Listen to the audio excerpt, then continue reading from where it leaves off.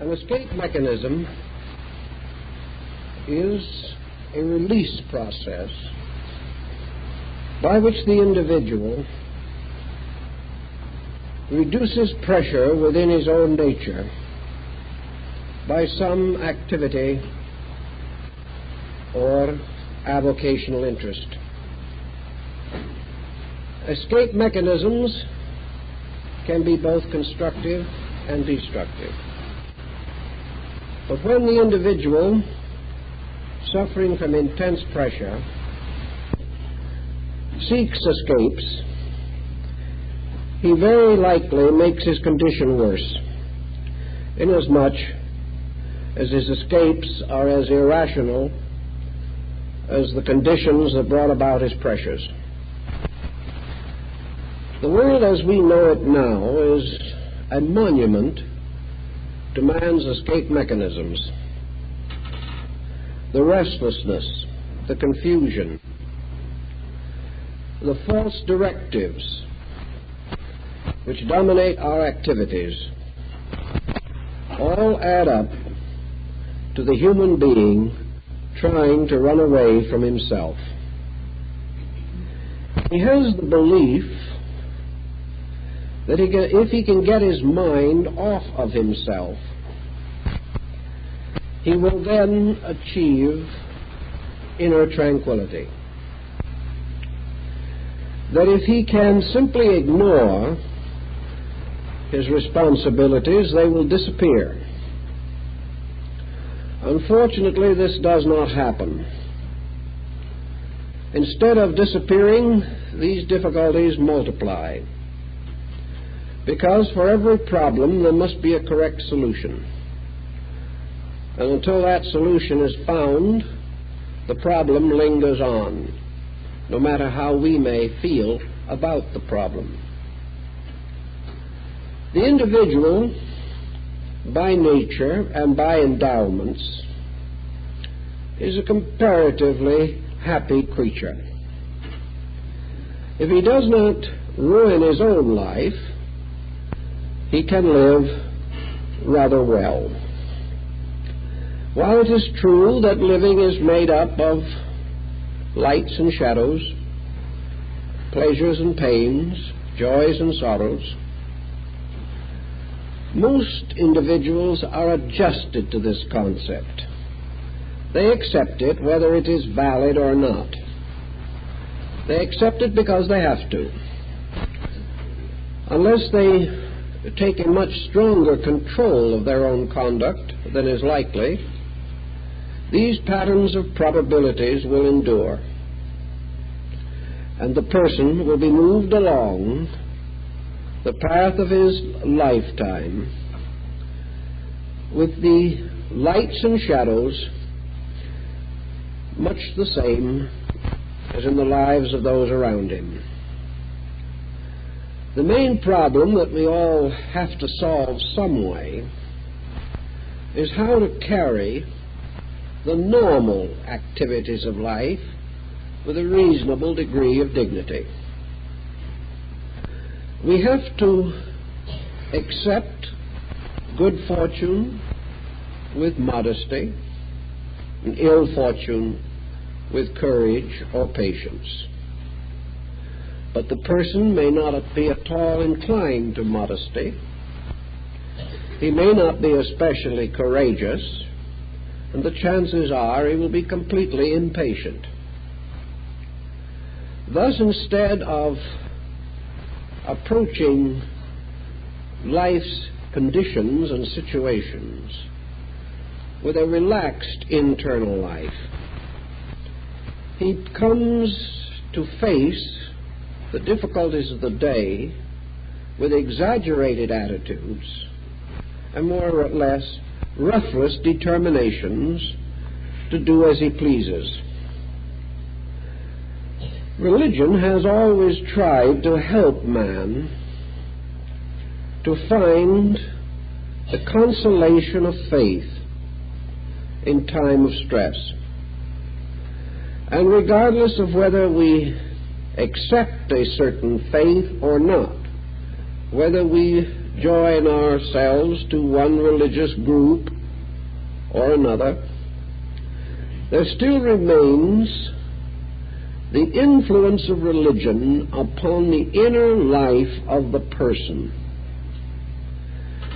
One of the things that religion should give us is a sense of duty, for nearly all religions teach that we must meet our obligations honorably. The sense of duty means that we have things to face, and we must face them according to the principles or convictions that are deepest and most real in our own natures. It becomes obvious that wherever religion ceases to exercise a powerful influence, the individual is deprived of the religious resource in his own nature. It does not really mean too much to try to prove or disprove any religious doctrine.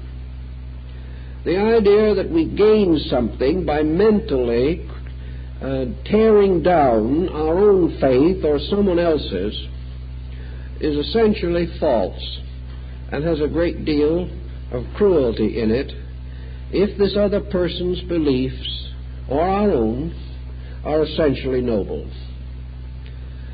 The great pressure of today is increasing because the individual is not moved to recognize any source of strength superior to himself and to which he is accountable for his own conduct. The various activities of groups such as Alcoholics Anonymous indicate the beneficial result of the individual believing that the universe is good and that a power of good will work through him and with him if he will keep faith with this power. We know from thousands of years of human experience that the individual is impoverished so far as his conduct is concerned, to the degree that he loses faith in something more important than himself. For the last 50 years, mankind, especially Western man, has been losing faith. He has been losing it continuously. It has been eroded away by sophistication and intellectualism. As his faith became less, his problems became greater. The relationship between the two processes is so obvious that it is scarcely necessary to examine it. We know from our own experiences that unless we have some hope, some courage, or some conviction, it is almost impossible to withstand the pressures of circumstances. Now, what are the pressures of circumstances? They are the pressures against us by individuals whose faith is no greater than our own. Circumstances become worse around us as the faiths of other people weaken. In the end, we live in a very dangerous world in which we are practically reverting to savagery.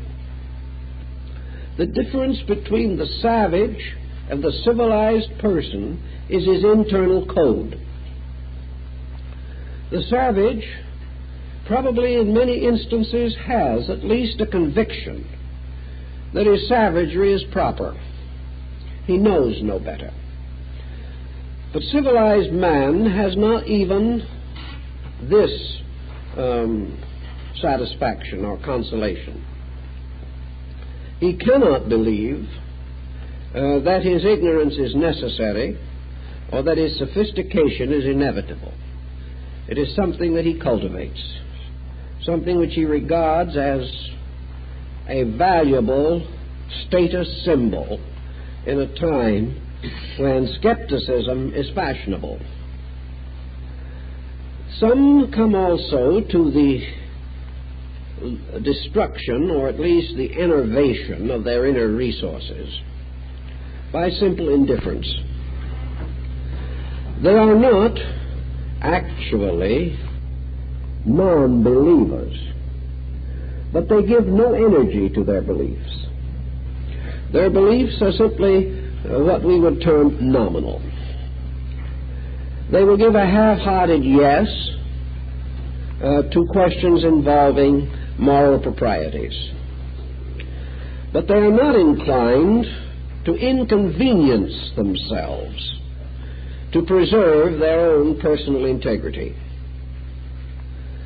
If the person cannot find refuge in value, there is only the possibility of escaping into something else. The wise man, the religious person, in difficulty, retires into his own nature, not through frustration or introversion, but because within himself is a strength, and by reestablishing contact with his own strength, he is encouraged and sustained in his effort to be victorious over unfortunate circumstances. If, however, he turns into himself and finds that no strength is there, that in the process of his education or his development of a career, there has been no dependency upon inner resource, there has been no calling upon strength. If strength is not used, it is not readily available. If the individual has lost faith or never developed it, faith is not immediately available, simply because he may suddenly, in desperation, call upon it. This brings us to a very important element in mysticism. For part of mysticism consists of establishing within the self the concept of a transcendent being. The person must have some clear definition of his own inner nature, what its principles are, what its powers are, what its resources are. He must also have some inner realization that it is possible for him to be that which he earnestly and sincerely desires to be. He can accomplish this whether his desires are constructive or destructive. But if they are destructive, he simply gets himself into further difficulty. It is better, therefore, that each person has within himself an archetype of what a human being should be, and that this archetype should not depend entirely upon the habiliments of externals.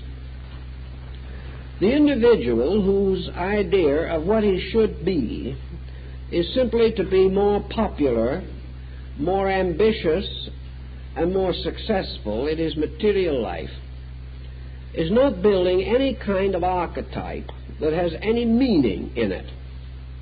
It is no source of strength to him. A true archetype must always be an image of a state superior to the present, toward which the individual aspires. In other words, the archetype must invite growth.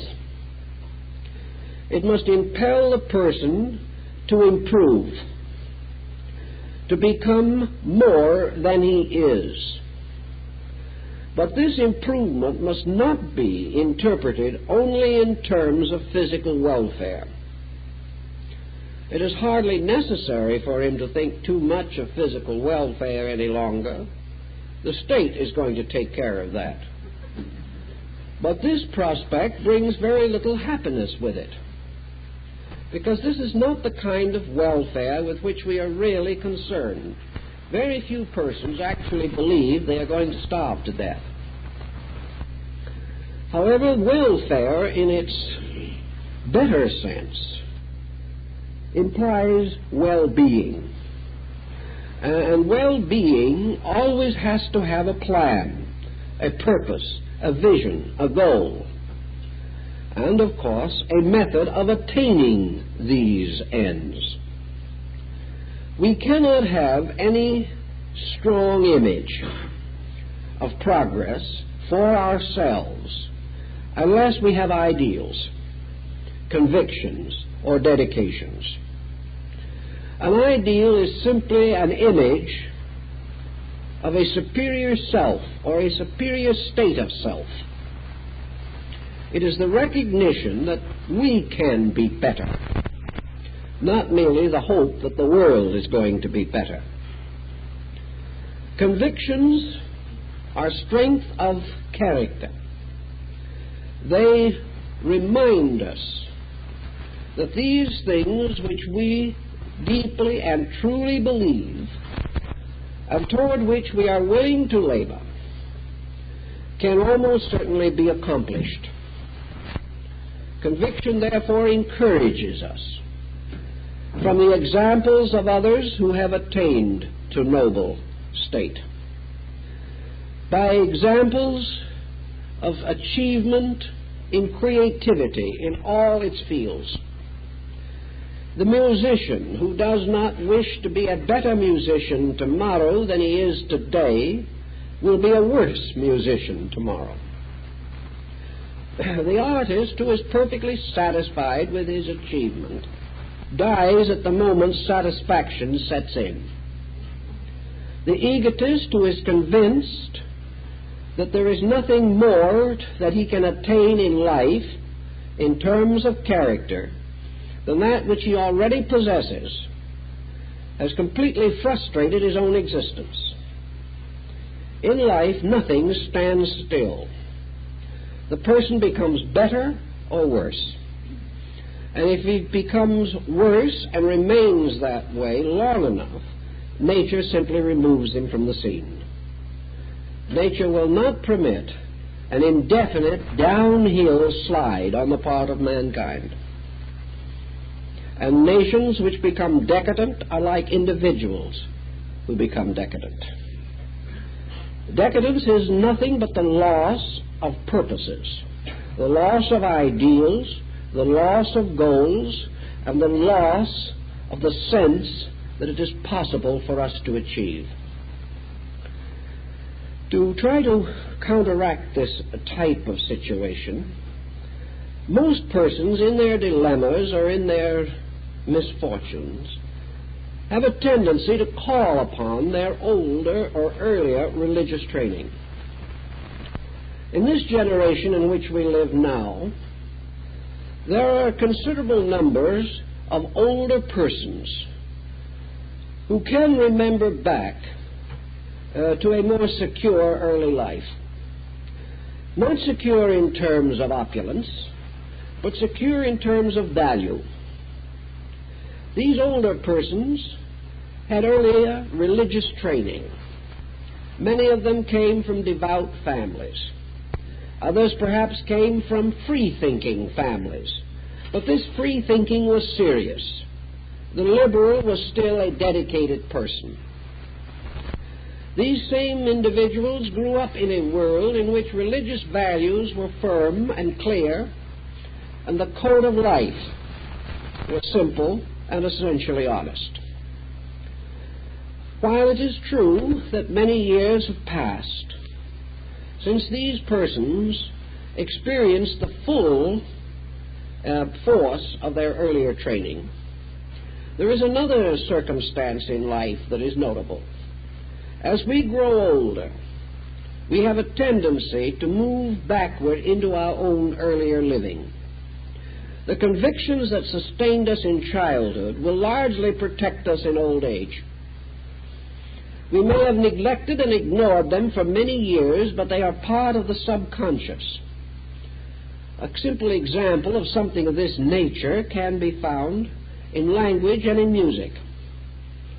A person who as a child spent a few years learning a foreign language may not use it for most of his life, but in later years he will find that with a little effort he can brush up the remembrance of it and can proceed with it. A person learning to play the piano in childhood may not touch it after they pass out of their teenage years. But at 60 or 65, this ability is not entirely gone, and with a little effort it can be revived. The same is true of characteristics and conditionings. So that today, the greatest strength that our society really has is the strength and courage of these older persons who still have foundations upon hard rock. Perhaps some of them are a little narrow, some are a little bigoted, but still, all in all, they are a dedicated group of persons well aware of the importance of duty. While these remain, they will add a certain stability to society. But as they drop out, society is going to lose its living contact with these older foundations. Young people coming along have no such stability. They have no basic foundation in anything except constant change and motion. Even in physical things, this is a little difficult.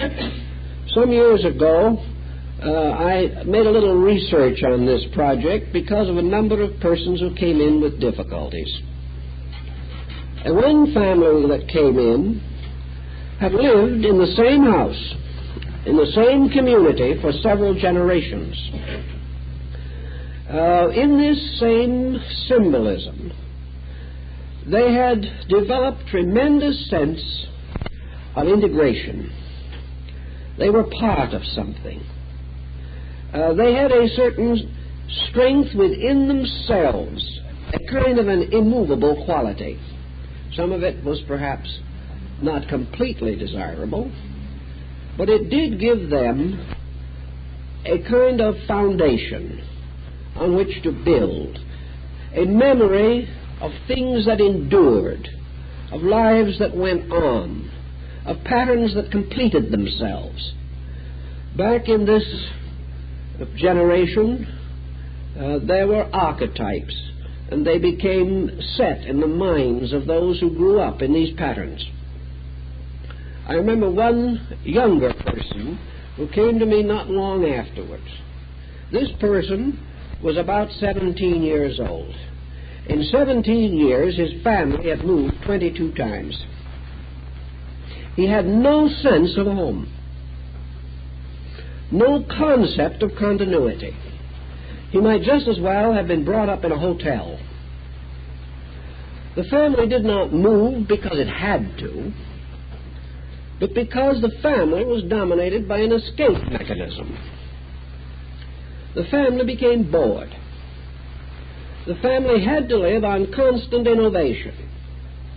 Only about 3 months ago, I had a young man in to see me who had not been able to complete one single semester in the same school. Now, part of this was due to inevitable circumstances. His parents were engaged in a line of activity in which they had to move with the business. But some of the moves were also quite arbitrary and unnecessary. This individual had nothing of an experience of becoming firmly established anywhere. Now, it is quite possible that this person could have gained a positive lesson from this instability. He could have recognized the inevitable and eternal motions of life. He could have realized that his own little experience is probably the experience of the end of all mankind, for we are always moving from here to there to somewhere. But unfortunately, nothing had been given to him to help him to orient in this atmosphere of motion. He was just completely confused. He could have no friends. He was never in any place long enough to actually observe the normal operations of cause and effect. He was moved about so rapidly that he was totally confused, unable to visualize any kind of a continuity in the future. So the new generation growing up has very little religious stability. It has very little sense of the importance of duty. It has not realized from experience the dedication of family to the protection of itself. They had no clear insight of the long, difficult years of bringing up young people and the dedication that was necessary on the part of the parents to give their children a good start in life. This dedication being non-existent for most youngsters today, they do not have any proper respect for unselfishness or self-sacrifice. All adds up to one rather simple but dramatic fact, that we are coming to the end of a generation in which stability can even be livingly remembered. Young people of today are beginning to show the signs of age with a memory that does not go back further than World War I. Many of them have no memory behind the Depression years, and some count their lives from Pearl Harbor. These young people have never known national, personal, family securities. What then could have supplied them with inner strength? All that was left was some means provided by society for this purpose. But society itself has been in utter confusion as far back as these young people can remember. They have received no special instruction in education or even in religion, for the most part, by which they could strengthen their inner values. Education could have done a great deal for them, because in the impressionable years, an education made it seem important to these young people to develop ethics, to develop sense of responsibility. They would have developed these values and remembered them just as easily as they remembered the multiplication table, and many youngsters today can't even remember that. But a generation that cannot spell, cannot add, has a great deal of difficulty in reading, and has never been taught to seek beneath the surface of living for any value, is going to have trouble when outside troubles begin to gather. As they have proceeded, some of these younger people have from family and occasionally a fortunate association begun to realize their own needs. Probably the first awakening for the average young person of today is when they find themselves about to raise a family of their own. Young parents are concerned about the questions that their children have asked or will ask. Most parents would like their children to have strength of character that they as parents do not possess. They would like to save their children sorrow. They would like their children to have what they do not have. 50 years ago, that meant wealth. Today, it is beginning to mean value. Value in the sense of inner strength. So in this crisis, Younger people look around, and I know a number of them that have made church associations, who have read up the subject as much as they could, have taken adult education courses, have consulted their physicians and counselors and analysts, not so much because of the desperation of their own need, as because they wanted to be able to give something of value to these children for whom they have a real and natural affection. Others who do not have this much basic stamina or insight are gradually turning into very bad parents. They are merely burdened by children, and they have nothing in their memories to remind them of the joys and pleasures of self-sacrifice in order to bring happiness and security to those they love. This situation cannot be vitalized because they've never experienced it. Thus, by degrees, society is moving from all of its older foundations to a situation in which inner resource is almost totally absent. Take a young college family of today. Both of the adults are college graduates. They expect beyond doubt that their children will also be college graduates in due time. These are good people. They are not very secure. Who is these times? But what are these young people really doing? The man perhaps is working. He is in some business or profession for which his education has prepared him. He is liable to be foundering around in this himself, making fairly good money but suffering from continuous dissatisfaction.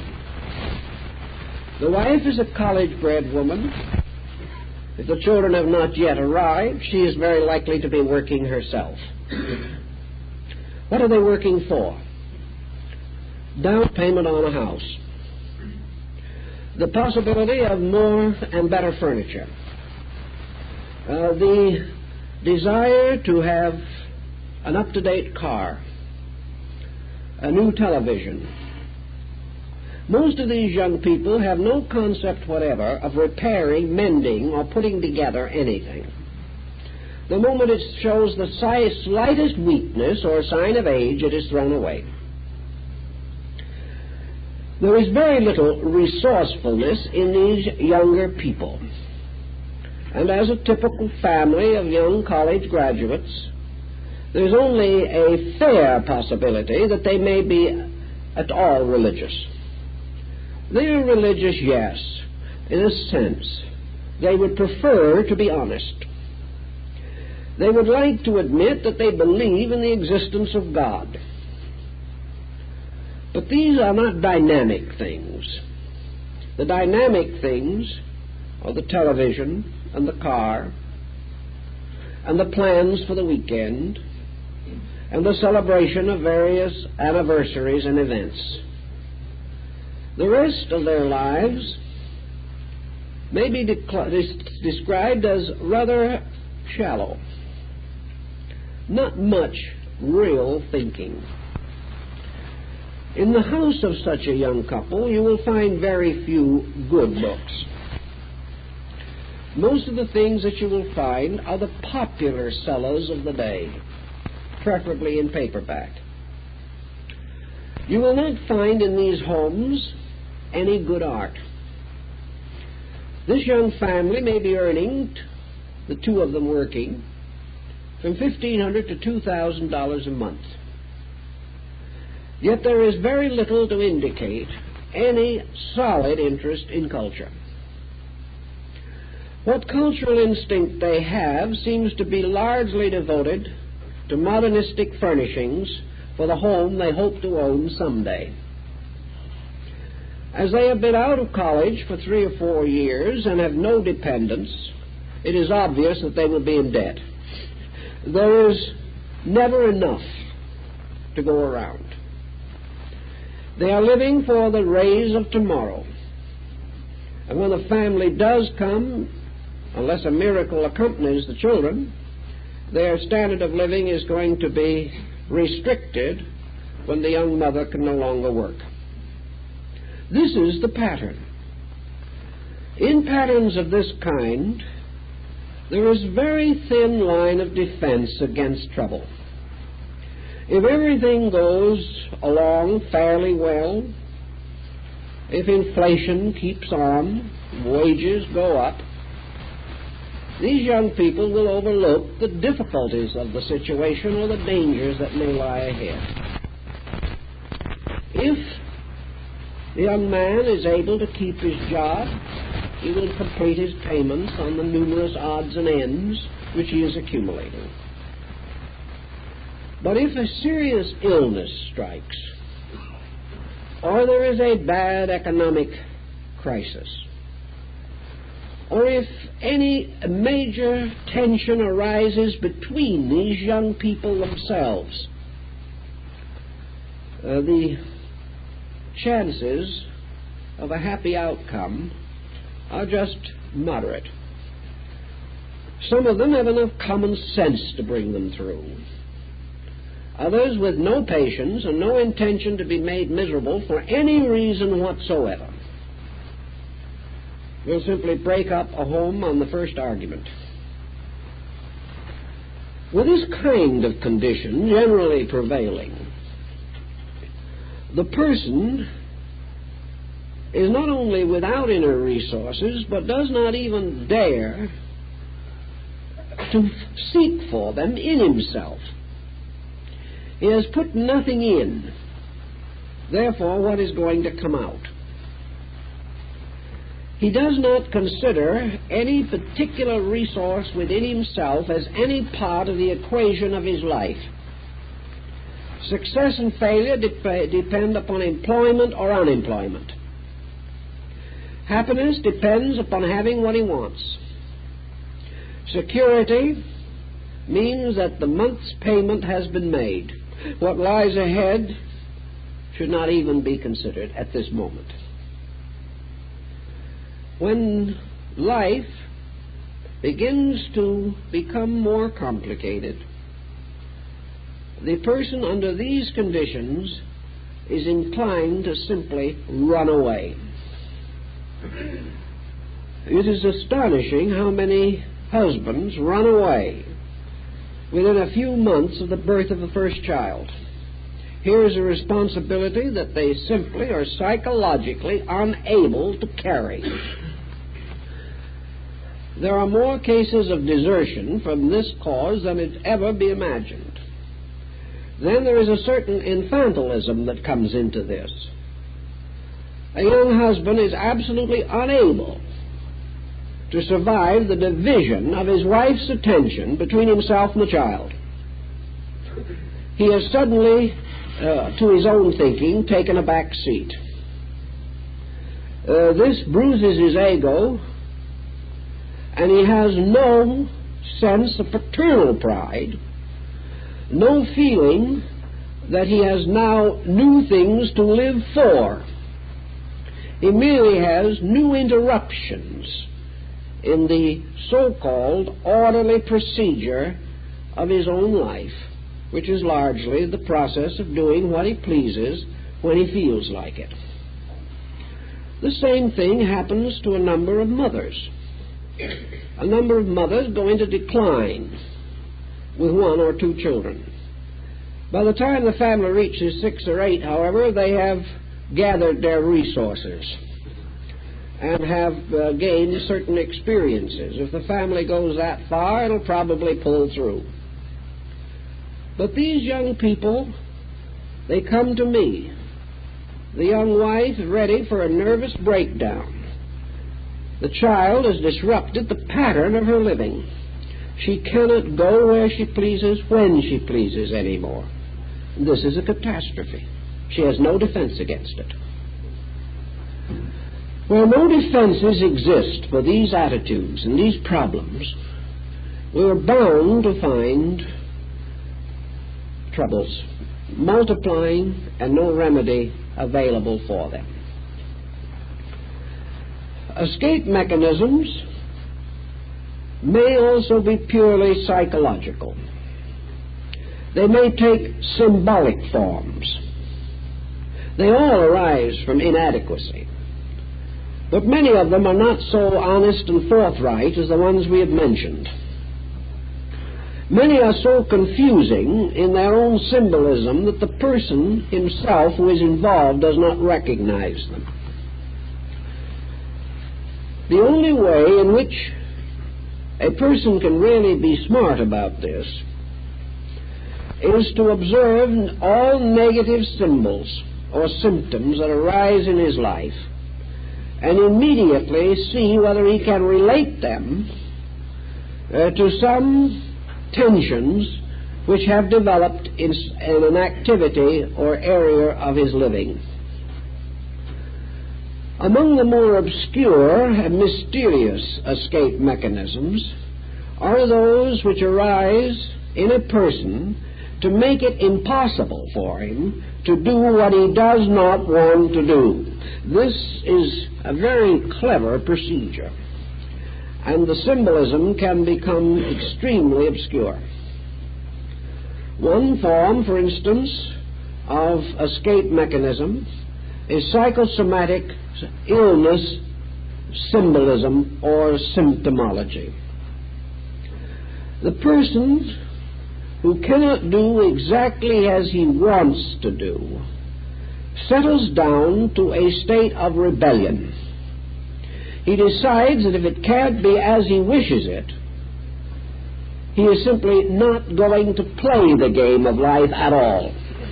He is going to bury himself in some symptomology. He is going to create an escape mechanism of disabilities.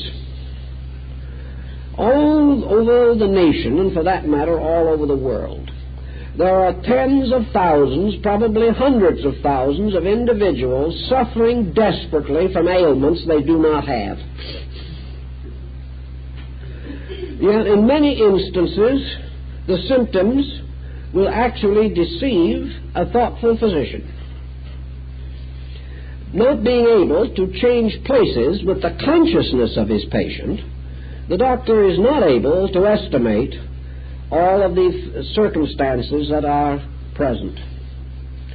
If, however, an individual suffering from more ailments than there are in the medical dictionary comes into a physician, receives a complete checkup, and the doctor finds nothing the matter with them, organically or structurally, or for that matter, basically, from a functional standpoint, he is almost certain to suspect that this person is building some kind of a mechanism.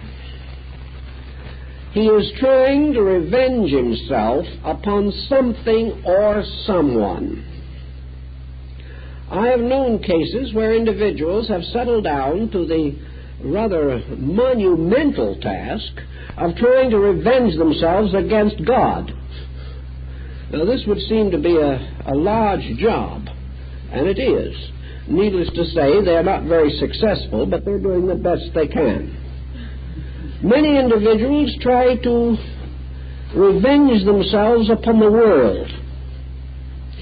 If they cannot do as they please, if they cannot be the hero, as the Duke of Gloucester is reported to have pointed out, they will be the knave. If they cannot gain the confidence of society, they will outrage it. They do not think this through very carefully, sometimes not at all. But the instincts begin to manifest themselves. The person who does not like to do a certain thing may develop illness symptoms whenever they are confronted with this responsibility or problem. The one very common one, of course, that doesn't quite reach this proportion but can be most irritating, is the individual who, whenever you try to get them to see something they do not want to see, simply becomes nervous. When they do not have their own way, they get excited, hysterical, say all kinds of unpleasant things, and frighten other people thoroughly. This is merely one way of getting their own way. No one wants to argue incessantly and continuously with such a type of person. Then we find that very often psychosomatic escapes take the form of the individual running into some excess which is symbolically consistent with his own condition. We mentioned that society is today very largely an area of escape mechanisms. And here is how some of them operate. The person who is unhappy in his personal life, who is not satisfied, whose conduct has been such that he is a failure as a human being, or is too selfish and self-centered to try to fulfill the simple, natural, gracious processes of living, gradually develops an intense success mania. Happy people really do not care so much whether they're the chairman of the board or not. The top spots in human industry and in merchandising and in the professions, in law and in politics, the top spots are many of them held by individuals who are miserable. This may be one of the reasons why things do not run more smoothly. For if authority is invested in an unhappy person who is poorly oriented, naturally the projects will not go well.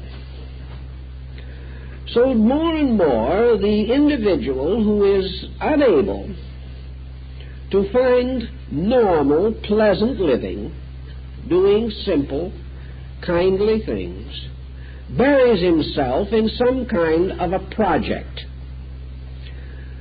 If his home is unendurable, he stays out of it by working overtime.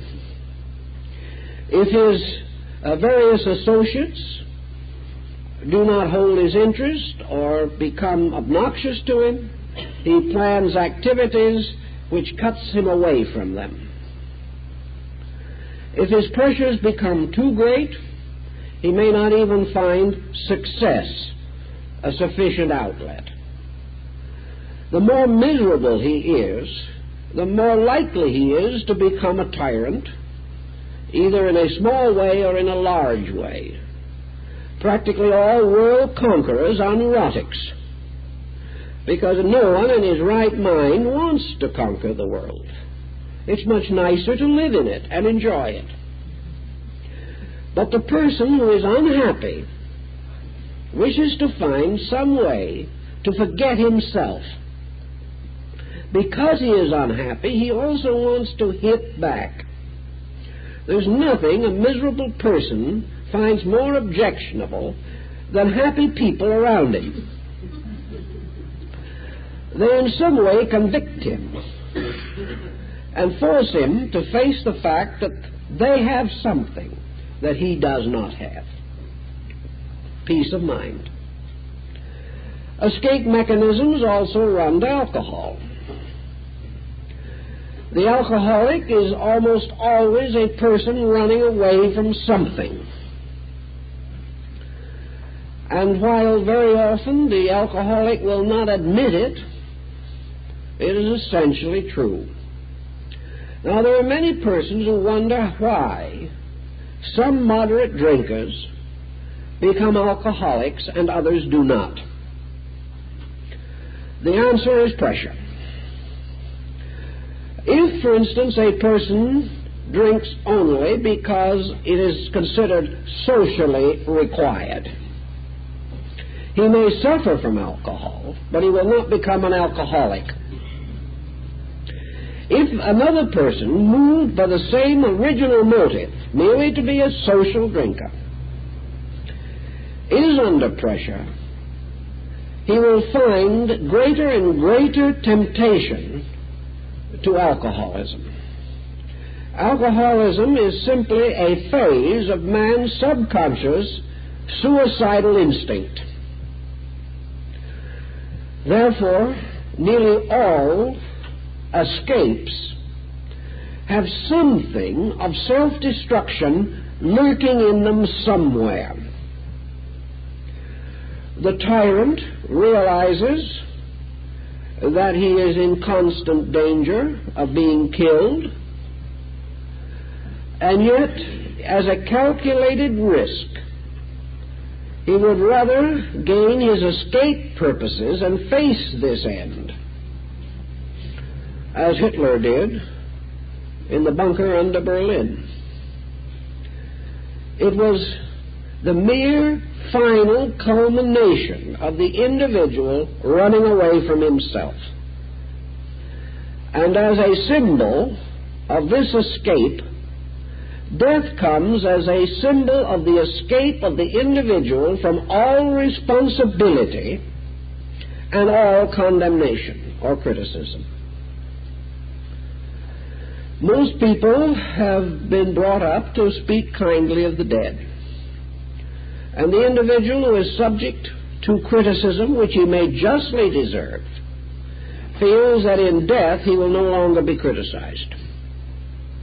There are all kinds of obscure pressures that influence this situation. Less dramatic, perhaps, but sometimes no less fatal, is the extroversion through power. Perhaps the most common and natural symbol of that is the man with his high-powered automobile. This individual gains a sense of importance. He gains a sense of control, mastery, because he has in his keeping a tremendous machine which can be also a missile of death.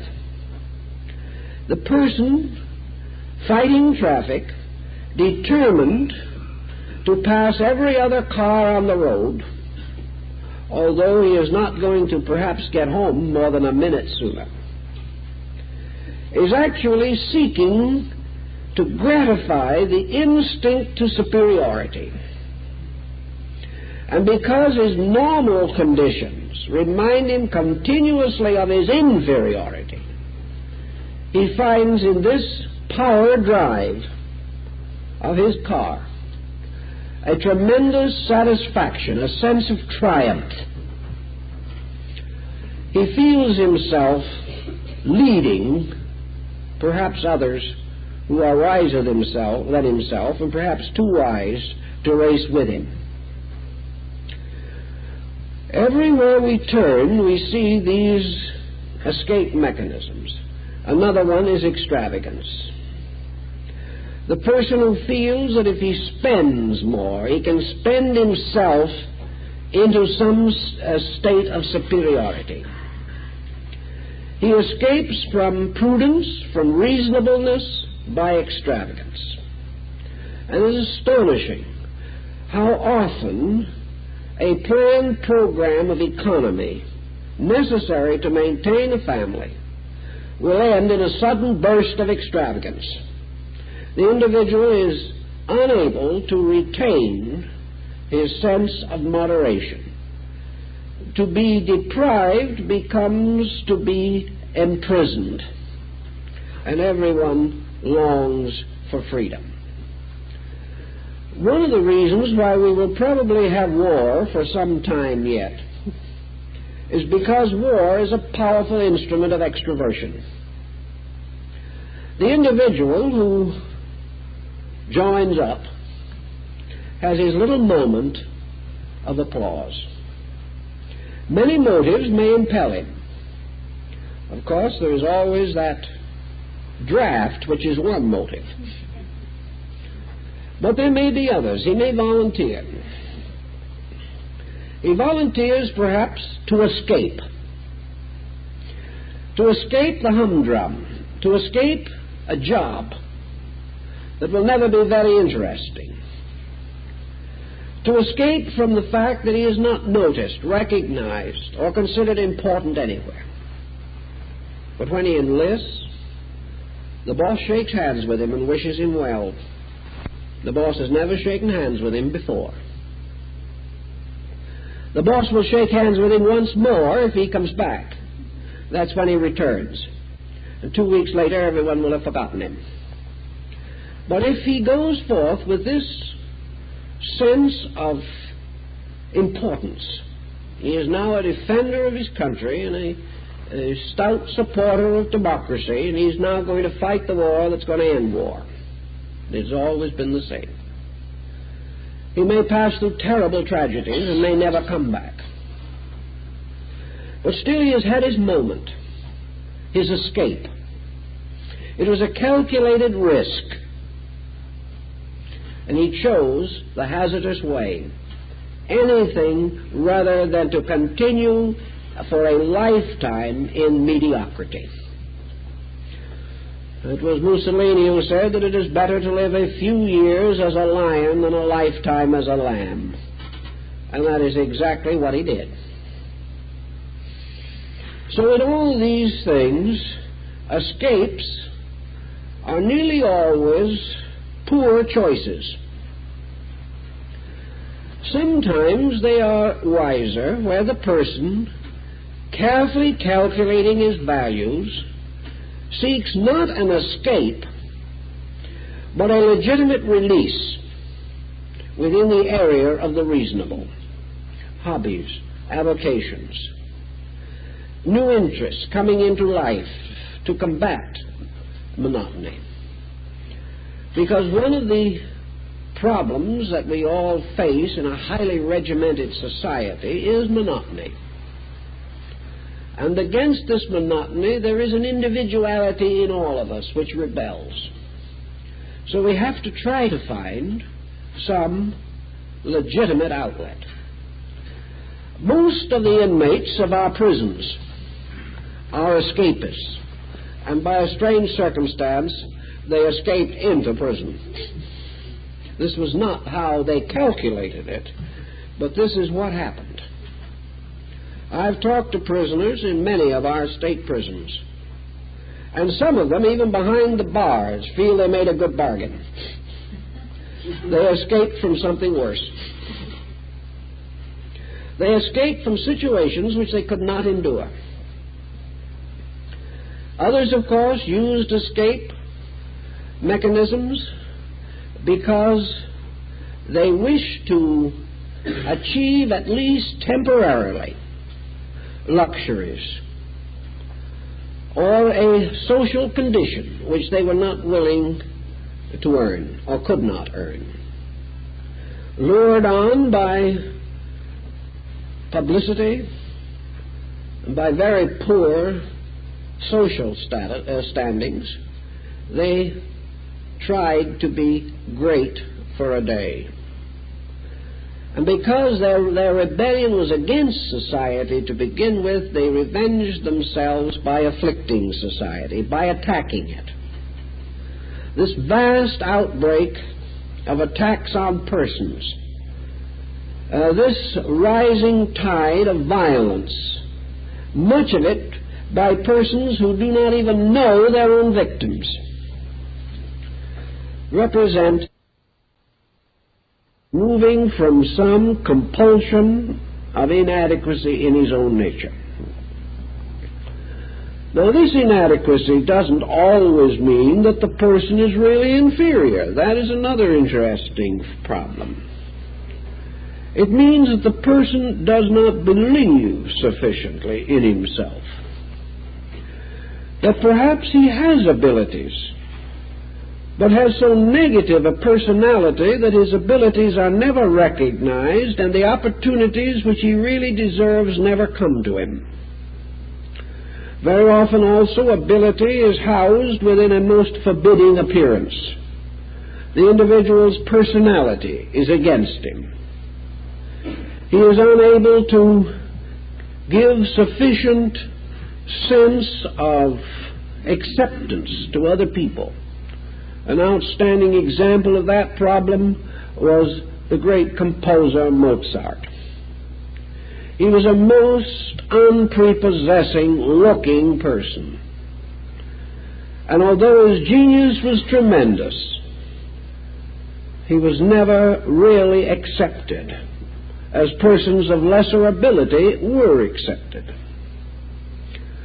There was also a tremendous psychic stress in this musician. For while he was a very young child and should have been orienting socially, he was required to pound the piano morning, noon, and night. The ambitions of his parents had a great deal to do with the rebellion and escapism that became in many ways an almost psychotic force in his life. So all kinds of reasons are present. Reasons which come out through other types of escape also. Dreams, visions, and hallucinations. For years we've had an awful epidemic of this in religious movements, particularly those which have a tendency to bring the individual into the presence of mysteries which he cannot understand very well. The more involved, mysterious, or metaphysical the religion, the more difficulty many people have in approaching it with a reasonable type of mind. But we cannot blame the religion in every case, because in most instances the religion is only a basket or a net which has caught these people. The individual turned to religion as an escape. He turned to religion, as I know some did, simply because it was a legitimate way of being away from home. This just comes down to that. Other individuals turned to religion because they believed that it would give an opportunity for them to extrovert some kind of ability which they had or believed that they had. But this type of extroversion usually got them into difficulty. The pressure within themselves set up symbolisms, and these individuals became subject to various types of symbolic obsessions. They found that all kinds of strange and mysterious things were happening to them. And in a good many instances, these mysterious happenings followed a pattern. And this pattern was that of religious importance. These people developed messianic complexes. Being bound in some rather humdrum condition, with very little opportunity to exercise perhaps a fairly strong ambition, these persons suddenly found in religion an opportunity to become a leader. They could found some kind of a cult or a belief, and no one is so foolish that in time he cannot have at least 2 disciples. So these people developed little spheres of influence, which were their escapes. And these escapes compensated perhaps for poor home life, broken homes, a lack of financial means, very drab surroundings, and perhaps not very ingratiating personalities. But after all, much can be forgiven in a prophet.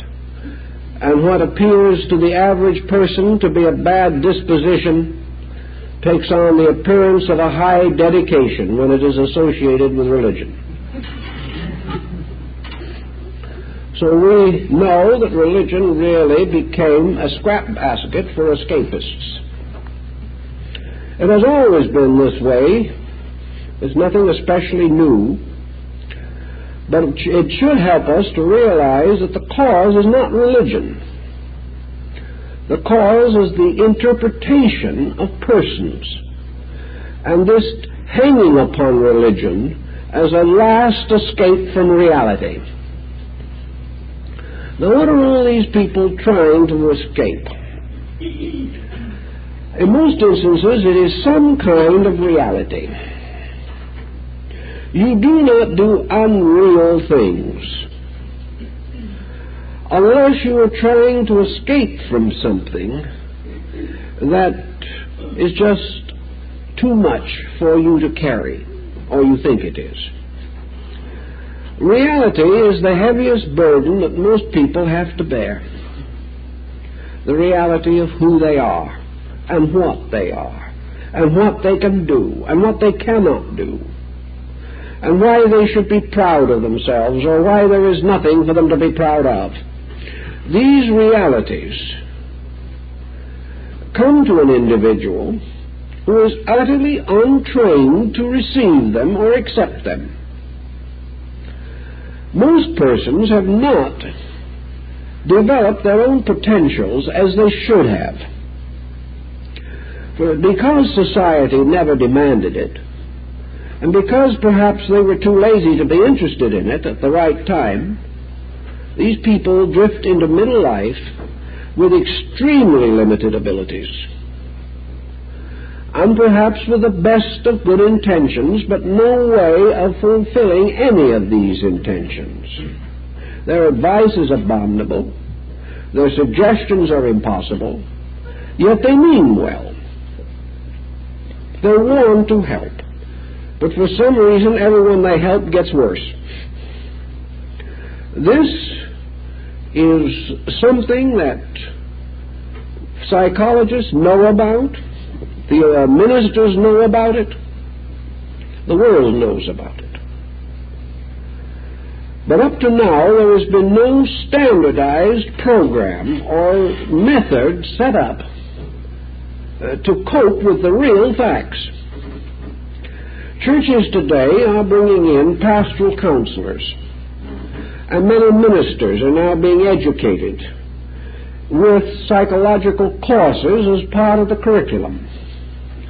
The theological seminary is going to probably drop a few of those old courses in Americ or something of that nature and try a few courses in social psychology.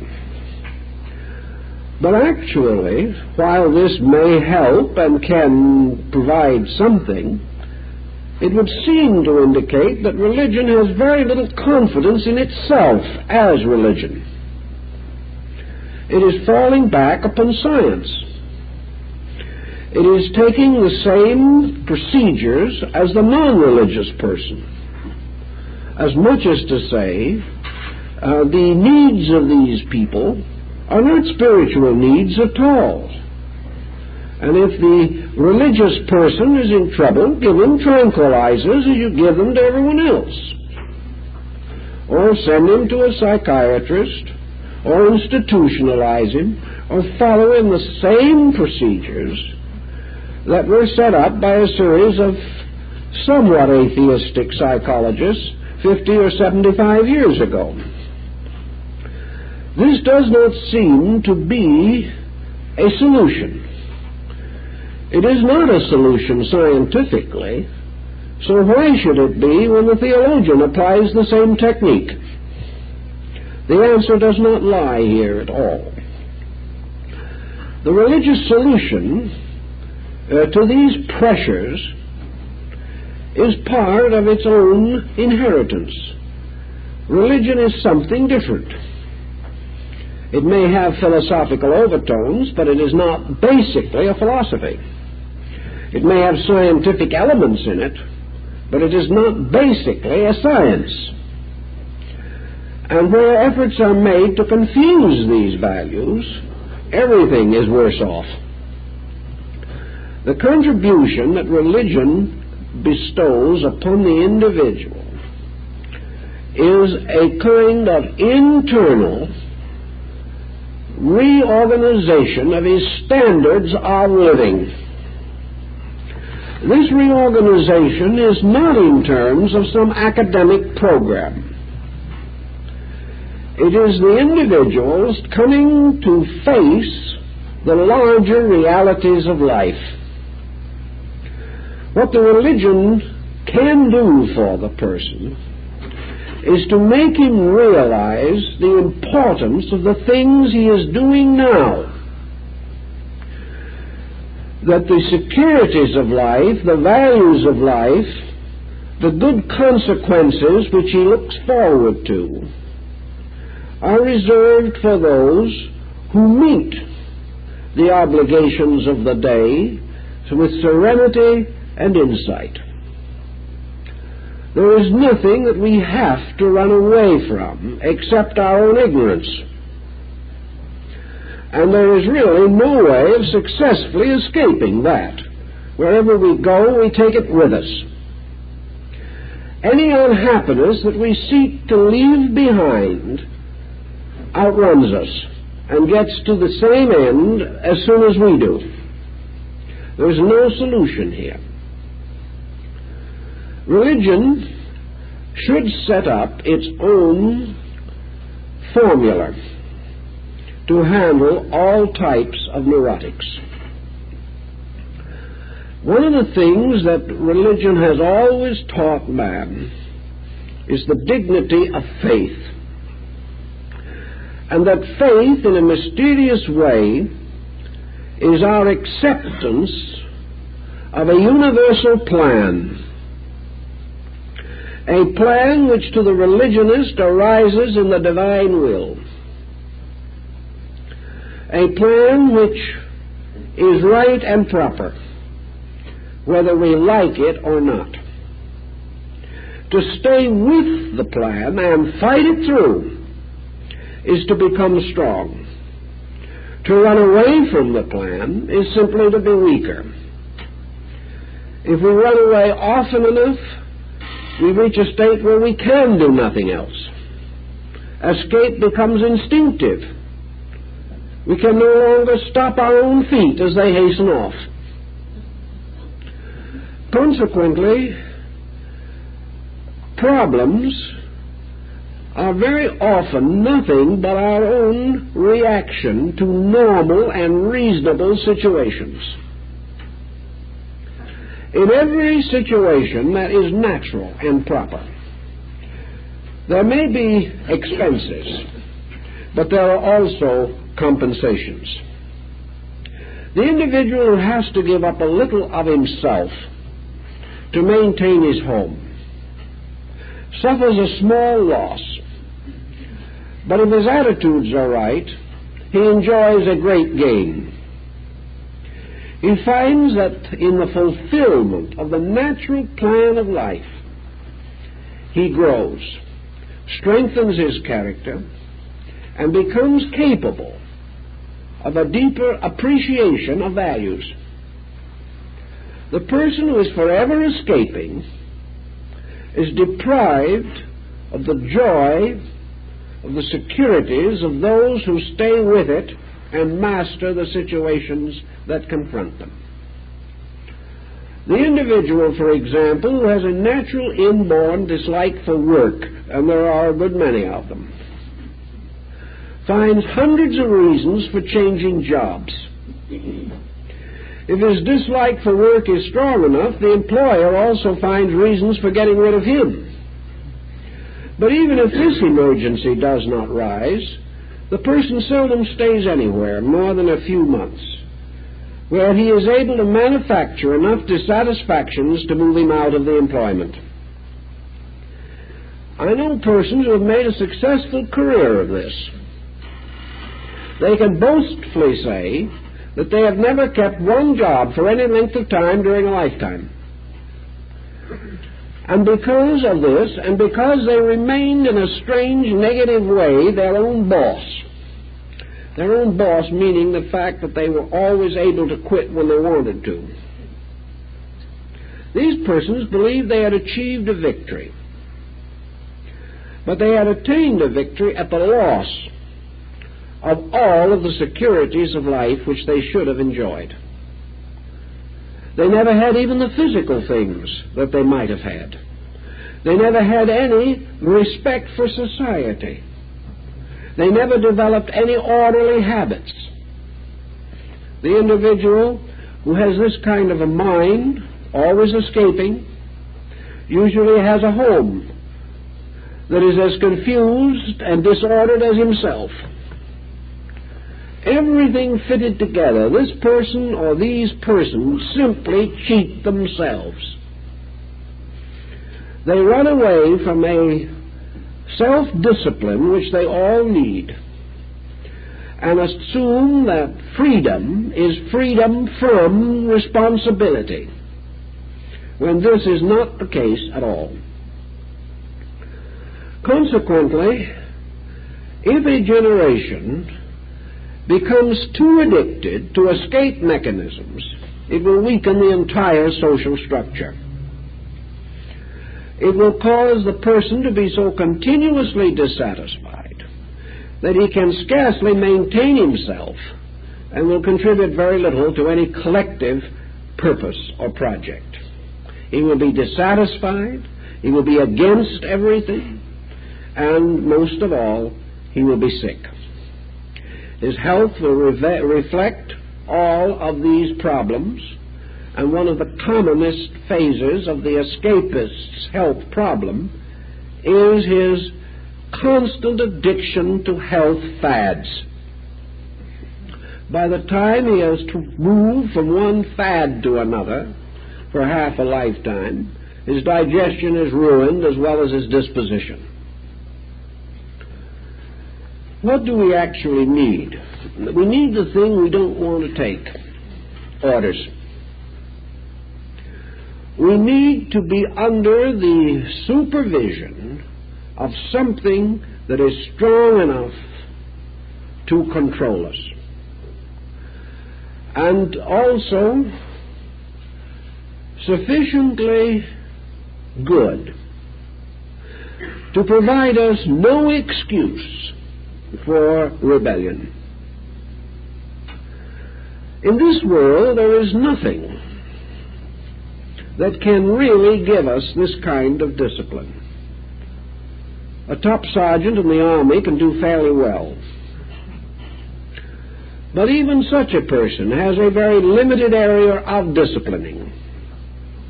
And of course, the soldiers are only waiting, hopefully, for the day when they will be out from under his tyranny. A few of the wiser ones, however, learn to respect him. Mostly discipline has to come from allegiance to some conviction.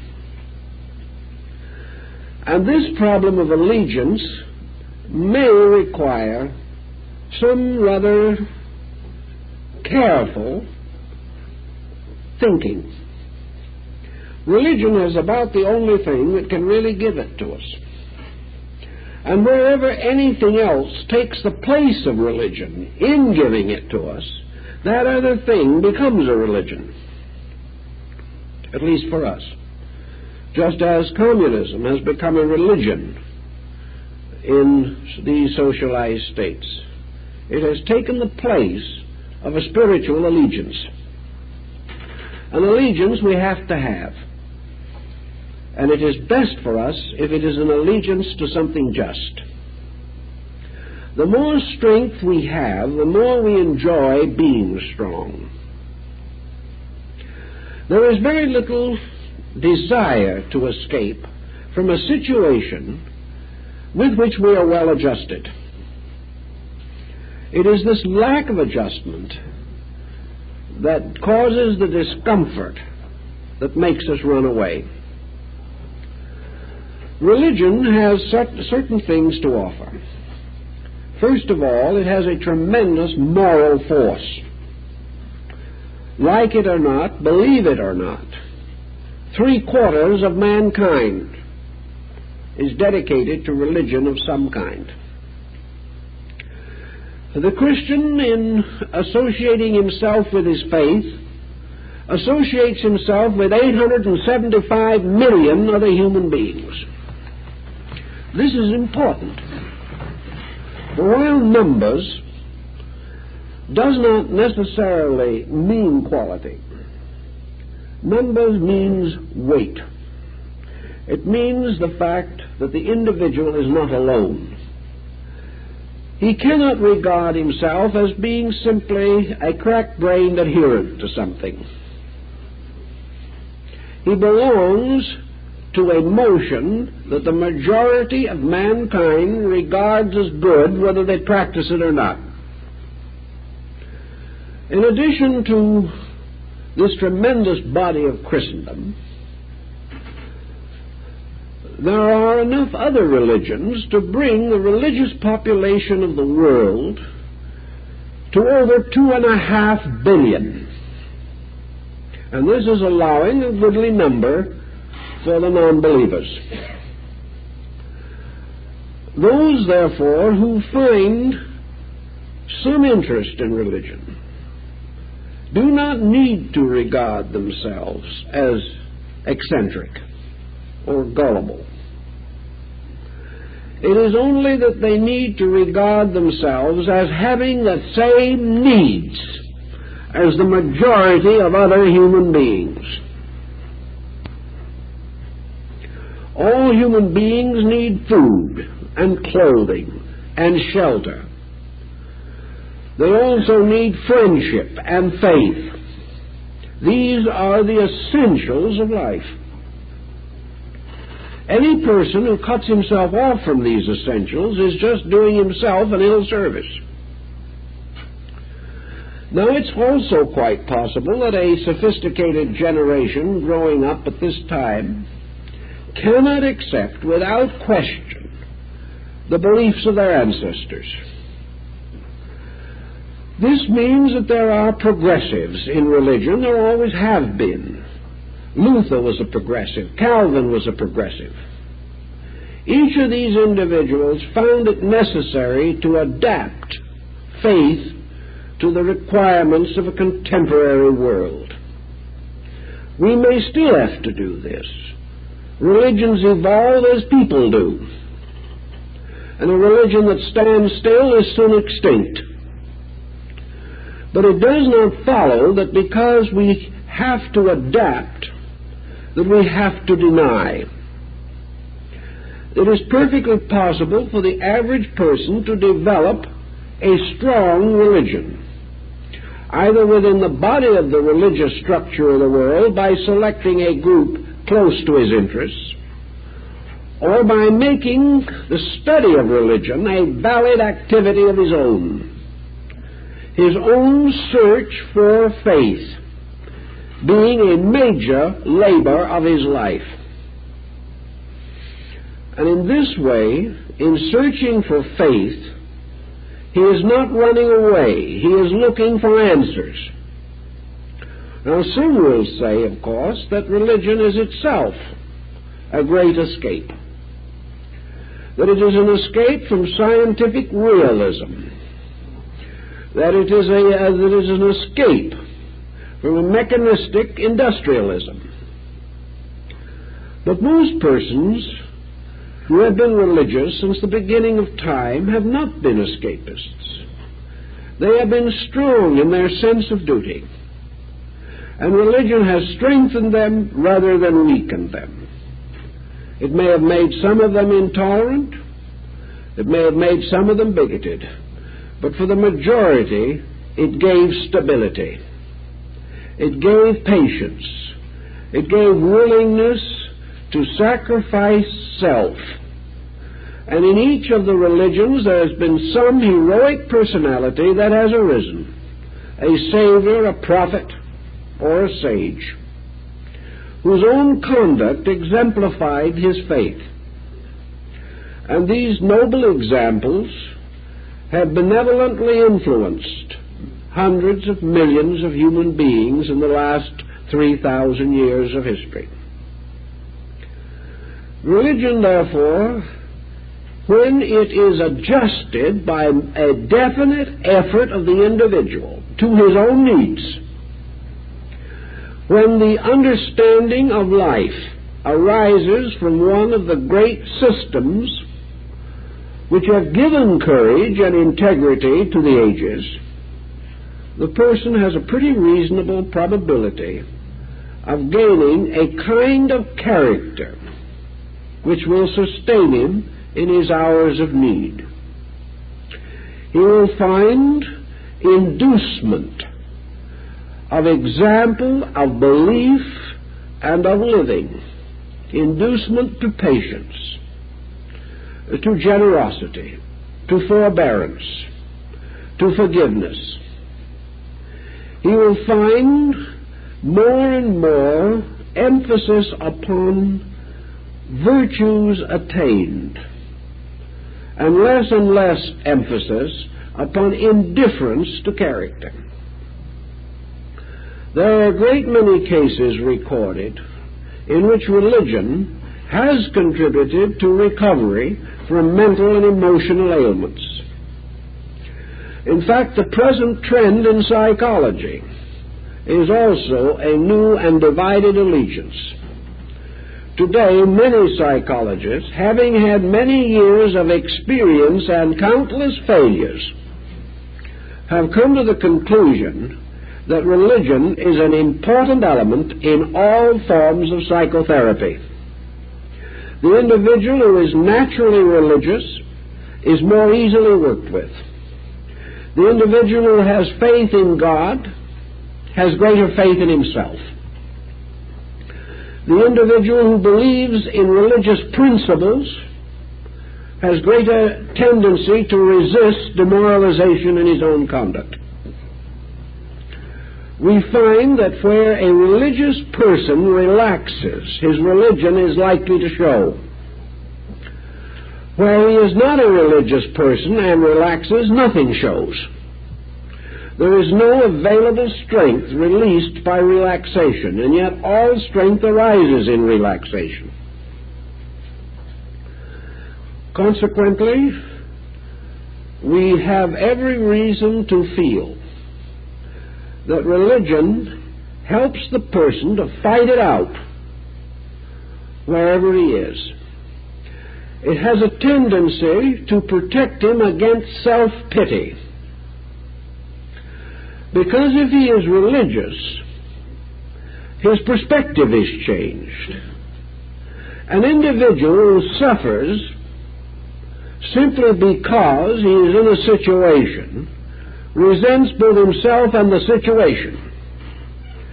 But a person convinced that his suffering is the result of his dedication to an honorable cause has a great satisfaction in his conviction that his suffering is advancing him as a spiritual being, and that even though others do not recognize it, his keeping faith with God is known and recognized by God. And in every problem that exists, God and man, one man, constitutes a majority. Therefore, what might at first have seemed monotony, now becomes dedication. Well, you can say, what's the difference?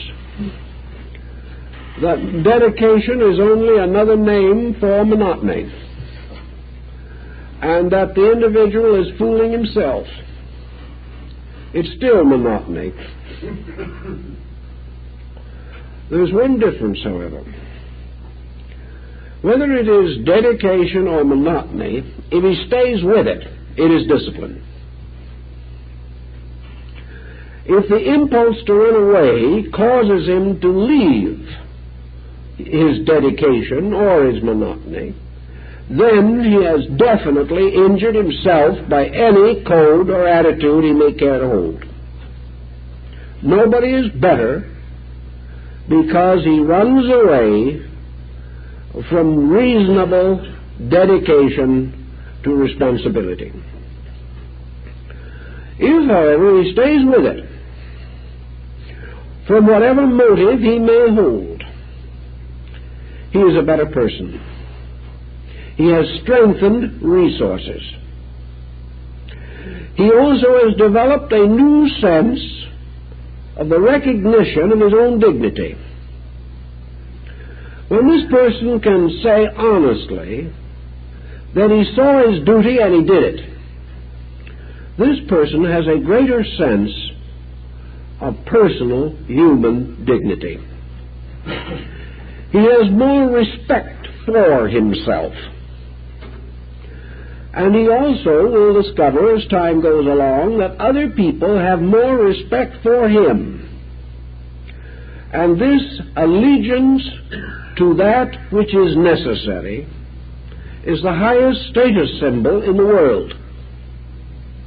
More than the status symbol, however, it is an essential element in personal therapy.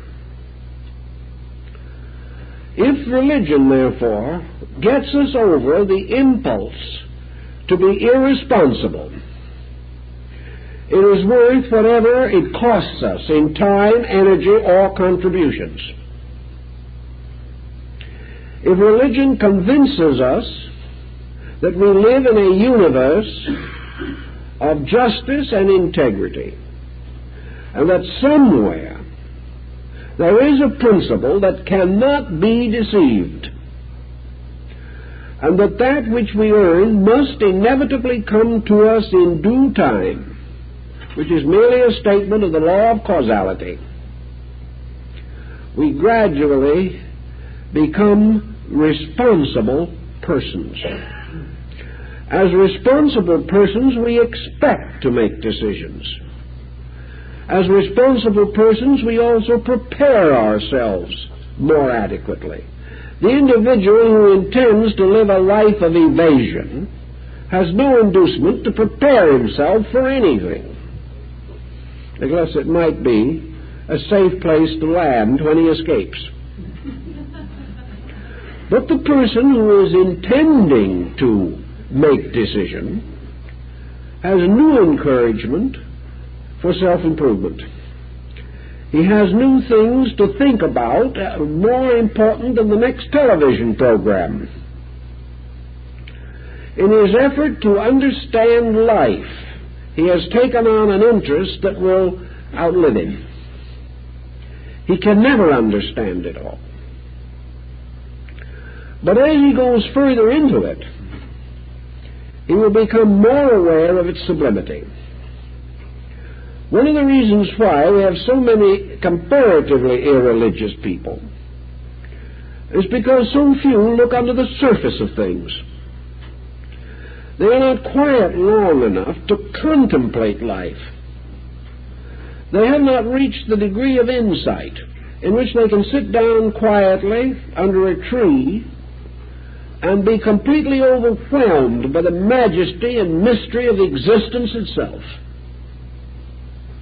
It is very difficult to live close to life without recognizing the tremendous vitality, the tremendous energy, the incredible wisdom underlying all of the processes of existence.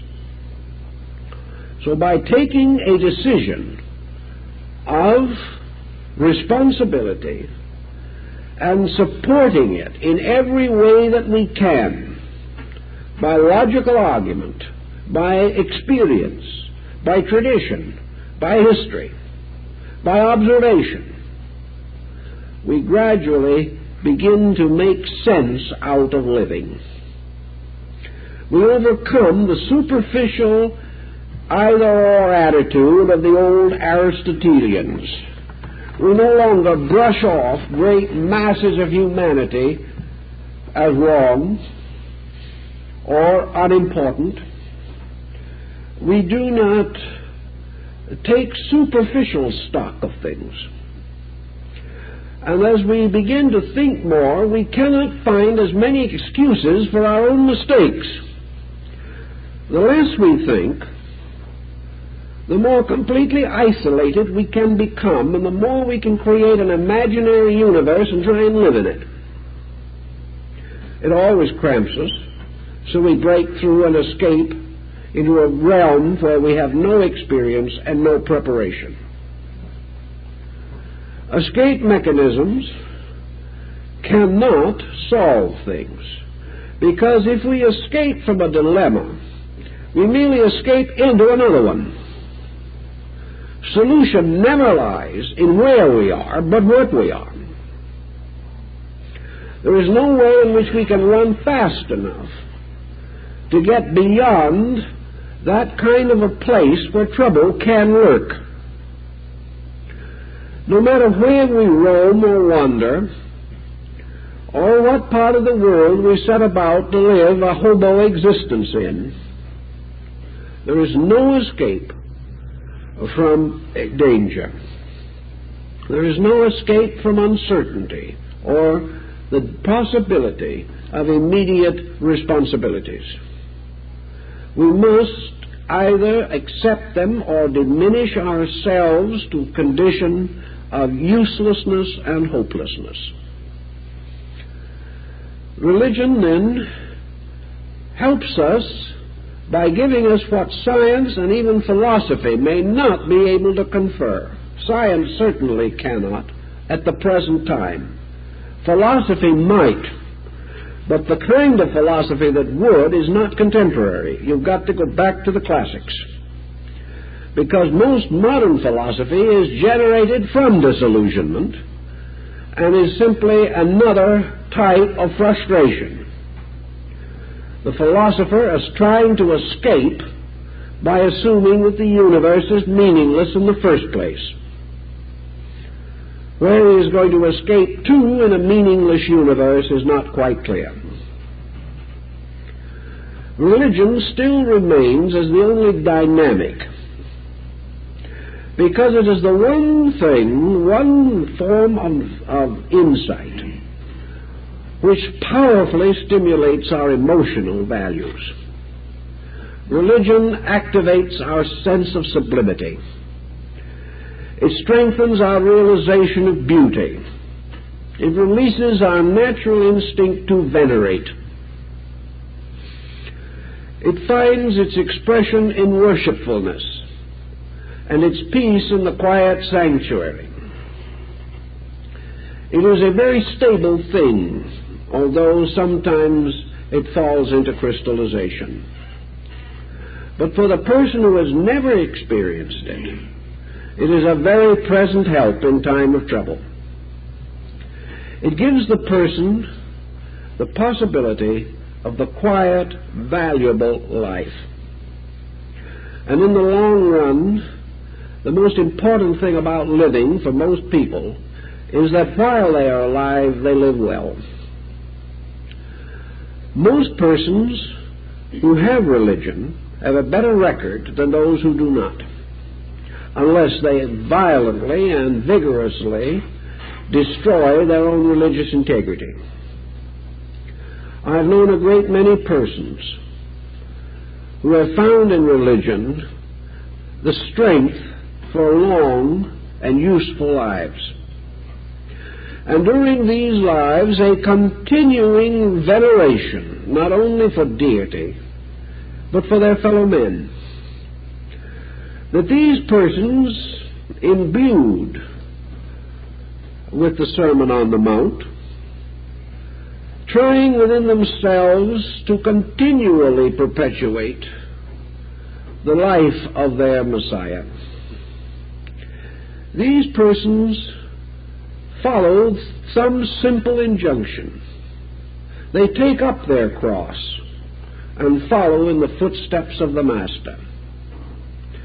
They expect a burden, and in carrying that burden with nobility, they sense fulfillment. They have no instinct to escape, for escape would be simply to cast down the cross which their Master has bade them to carry. Therefore, to these persons, escape would be the greater ill. Every inducement is to fulfill, to continue a good life, and if the religion is liberal, to continually investigate religious principles, so that life may be continuously better and richer. And this very faith by which they live, it will be the faith by which they die. It will be the faith also that causes them to pass out of this world convinced of the reality of eternal life. It will give them no need to escape, and will gradually indoctrinate them with the futility of evasion in all its forms. Now, these people are not miserable. Most of them have upon their faces the quietness of a gentle conviction. They are not constantly living in the presence of mortal sin. They have found a pattern or a rule or a guide, and they are living it according to their own insight, which may make them far more liberal than the faiths they belong to. But they do have this tremendous internal security. If we don't find some way of providing this, we must then assume that the next generation will live in perpetual insecurity, because there is no other way in which we can give security to people. How can we give physical security to a world with a hydrogen bomb hanging over it? How can we give scientific security to a world which has already experienced the dedication of scientific skill to the manufacturing of instruments of death?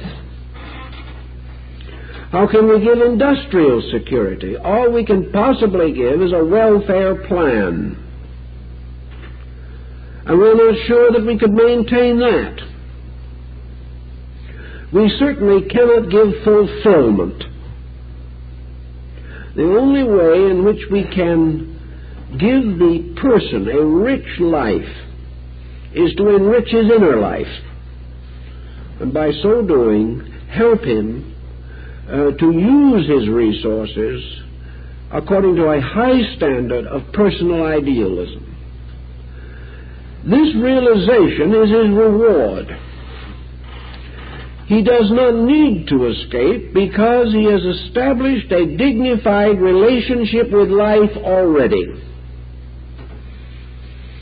He does not particularly care whether other people agree with him or admire him or not, because he knows within himself what he does to be real and admirable.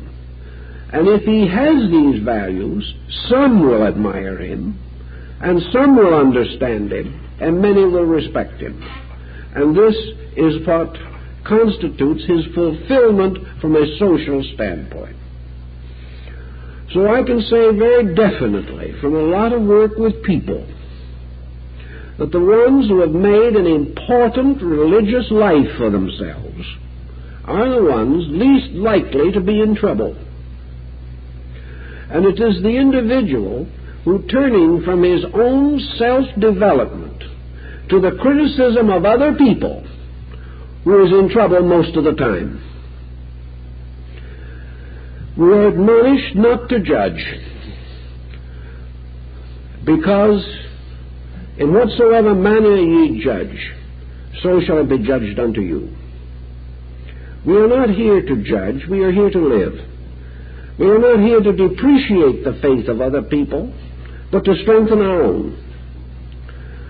And this faith is the only way we have of compensating for fear. The kind of fear that makes us run like a rabbit and hide under a bush. And wherever anyone is running away, he is running away from himself. And the only way he can learn to stand up with himself is to develop within his own nature qualities which are admirable, proper, and will bring him his own respect. Thus, escape is dependent entirely on which way you want to go. If you want to escape life, forget responsibility and dive into some form of dissipation. If you want to escape misery, strengthen character and move resolutely toward the perfection of your own nature. It is not an escape. No one can escape to reality. All motion toward reality is growth, not escape. All motion away from reality is escape, not growth. You can consider this to be a basic formula. And on this basic formula, we hope you will ponder until this time when we have our next lecture.